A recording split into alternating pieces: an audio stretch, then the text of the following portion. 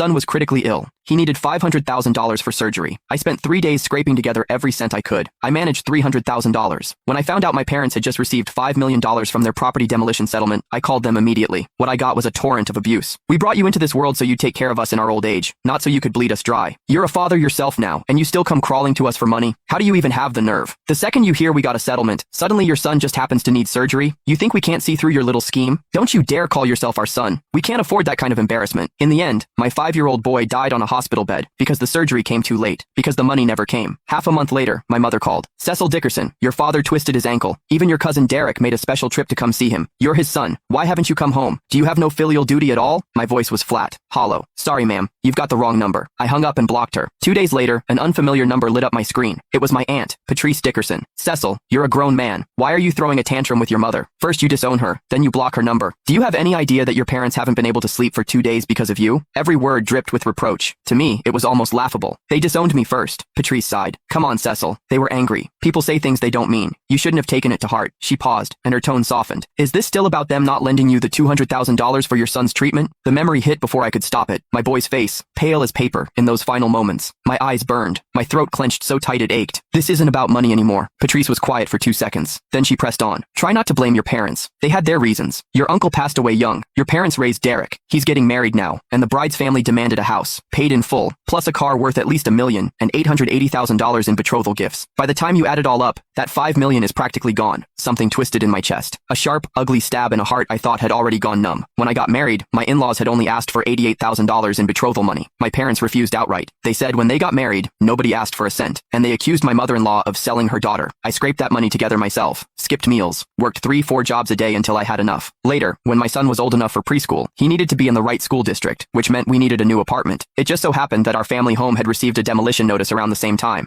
I went to my parents and asked if they could use a small portion of the settlement to help with a down payment. They refused. Absolutely refused. They said that house was their life, the home they'd lived in for decades. They would never let it be torn down. My wife's last shred of hope died that day. She left a signed divorce agreement on the table, took nothing, and disappeared in the middle of the night. She left me and our son behind without a word. Now Derek was getting married, and my parents hadn't hesitated for a second. They agreed to the demolition overnight, handed over every dollar for his house, his car, his exorbitant betrothal gifts. How absurd. They were never against betrothal money. They were never too sentimental about the old house to let it go. They just didn't think I was worth it. Aunt Patrice, since mom and dad gave everything to Derek, then Derek can take care of them when they're old. As far as they're concerned, they don't have a son. Patrice let out a long, heavy sigh. When she spoke again, her voice was tinged with helplessness. Cecil, stop being difficult. Today's your cousin Derek Hollis's wedding. It's a big occasion. You should at least come. We're family after all. Making a scene like this, how does that look? I shook my head. I'm not going. I'm never coming back. The moment the words left my mouth, my father's furious voice erupted from the other end of the line.